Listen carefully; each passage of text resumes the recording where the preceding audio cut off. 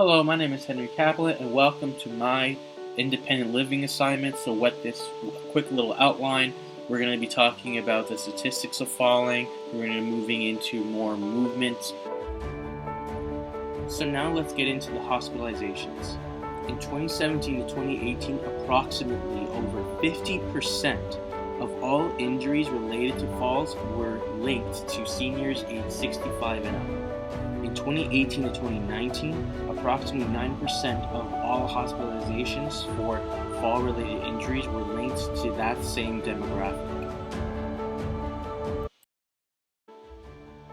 So in chart 1, which is labeled perceived risk of falling, what this chart illustrates is what was believed to be the likelihood of these various age groups experiencing a fall-related injury compared to the next graph, which highlights the actual collected data of that year, and it was much lower.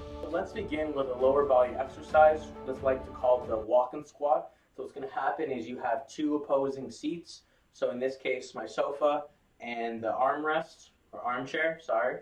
And what we're going to be doing is from a seated position, you're going to take yourself from that position into a standing position with slow and controlled movements and effective movements, and then we're going to walk from one chair to the other, turn around, and then bring ourselves from a standing position into a seated position with as much slow and controlled movements as possible to minimize risk of injury.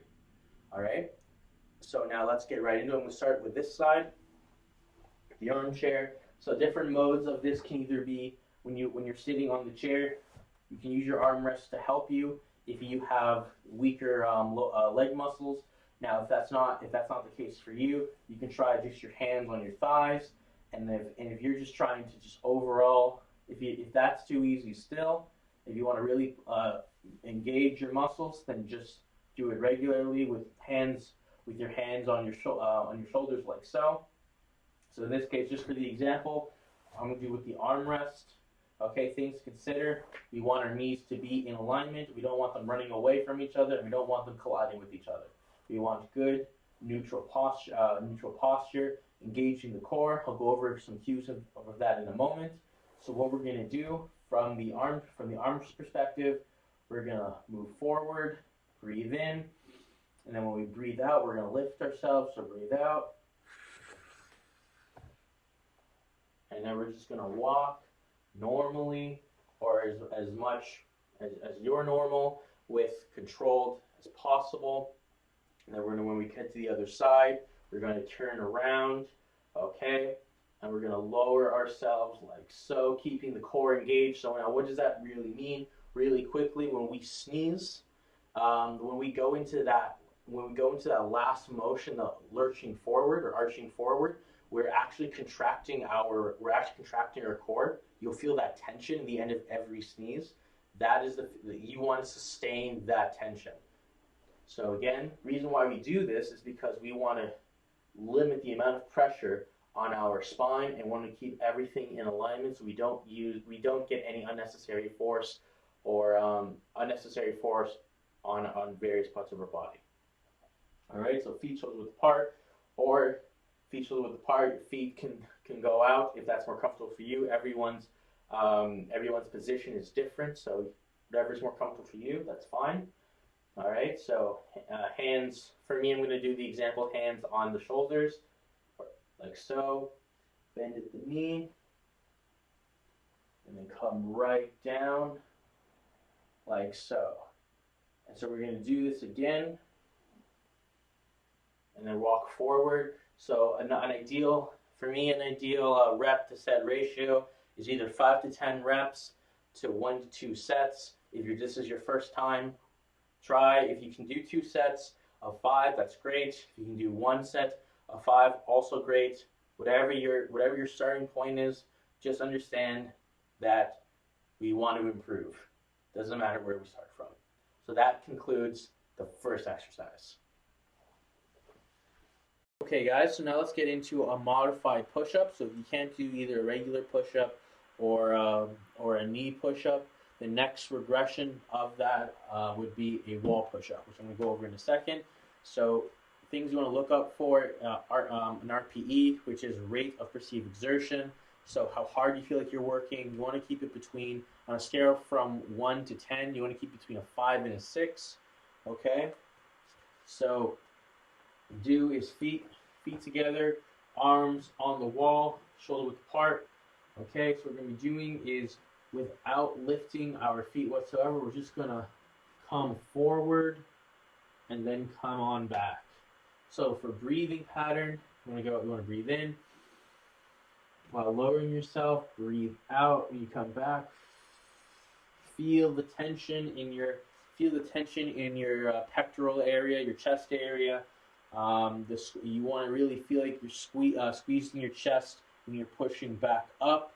For tempo, meaning how fast you're going to go, you want to go about as long as it took you to lower yourself, to bring yourself to the wall. It should take you the equal amount of time to bring yourself to the starting position.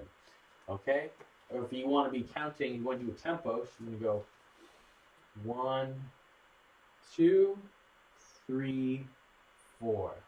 1, 2, 3, 4. Okay? So that's how to do the exercise. Going over reps and set ratio.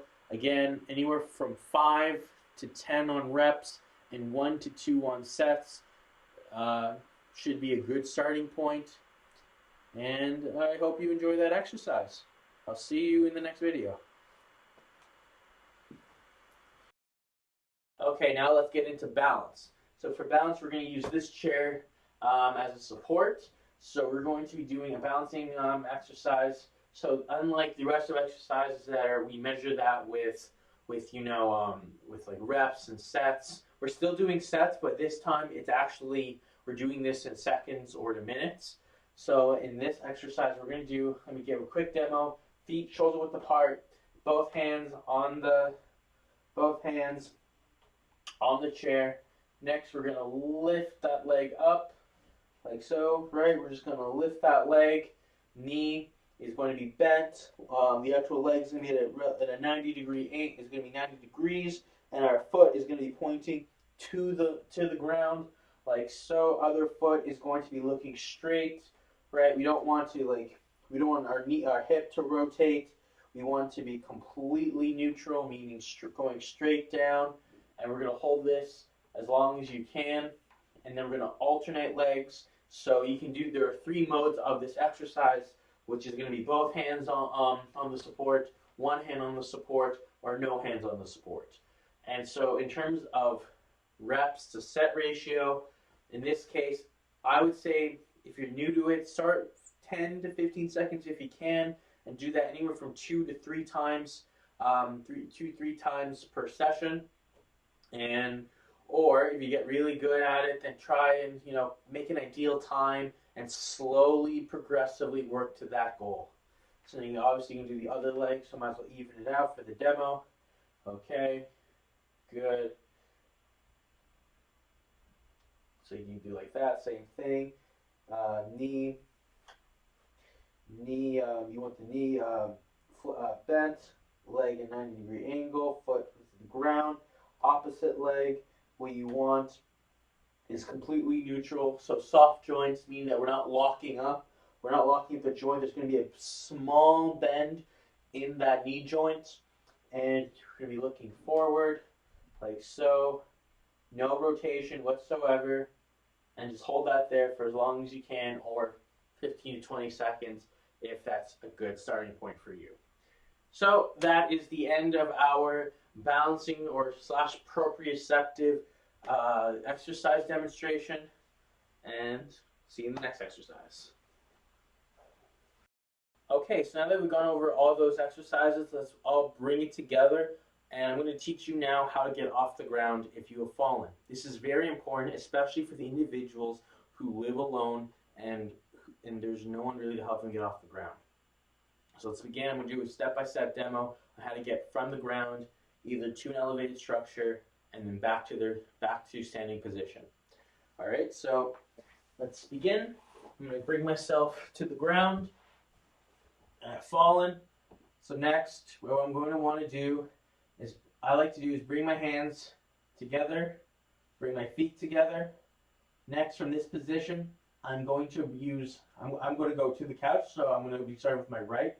I'm going to be going right, so bringing my right arm down, elongated, okay?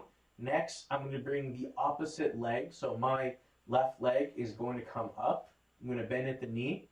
And next, what I'm going to do is, while using momentum and power from my legs, we've been working on our lower body, is we're going to rotate and use the hand to bring together. And now we have gotten ourselves into a side position. Now, if you can curl your legs closer to you, great. If not, that's fine. Okay. So from this position, I'm going to bend at the elbow and place my left arm on the ground. And next, I'm going to try and lift myself long enough that I can bring my right arm close to my body, like so. So I'm going to try and lift. Okay. So now what I've done is I now have my bend at the other elbow, so on my right arm. So now what we're going to do is now we're working on our upper body and our lower body. I'm going to try and get myself to an elevated structure. So here we go. Kind of pushing off the ground until you get there. Now, if you have weaker knees and you have a pillow present or a cushion within arm's reach, next what you want to do, so from this position, is you grab it from the ground. Next, try and lift your thigh as much as possible and get that cushion under it. And so now what we're going to do is we're going to rotate our knees onto the cushion, like so. So rotate. Great. Next, we're going for demo. So next, now we're in this position. What we're going to do is now bring our arm onto the couch. Next arm on the couch, like so. Next, so ideally do this with your dominant leg, but for the example, I'm doing it with my non-dominant so you guys can see.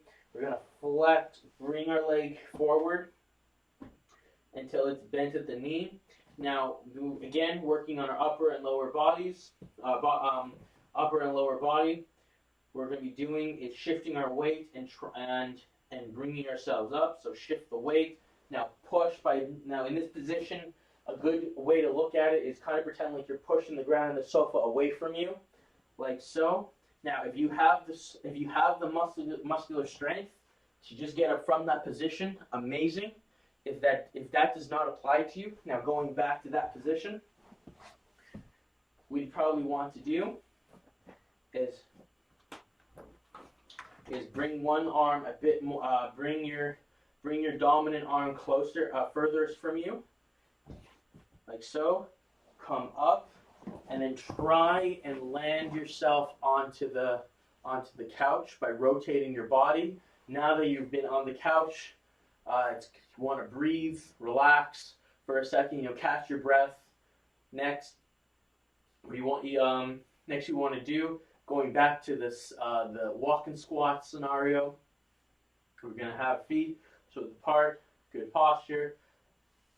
And next, we're gonna lean forward, breathe in, breathe out, squeeze your glutes, engage the core, and now you're back to standing position. Now, bear in mind, a huge safety concern with this method is that if you've broken your bone or unable to move, I highly, highly recommend that you get some kind of device that has an emergency feature so that you can call 911. Doesn't matter the service. As we age, we will experience declines in our physical performance. So what does that really mean? It means that we will experience declines in our strength, in our balance, and our mobility. Now, not to say that we will experience all these declines at the same time. Some might be dominant to one category. It might be equal amongst all of them. It depends. It varies from person to person, and this decrease in physical performance applies to both male and female genders respectively. So I did some research and found RCT, which just stands for Randomized Control Trial. This study talked about home-based exercise programs, and a couple highlights is that the participants were greater than 70 years of age, exercised not more than once per week.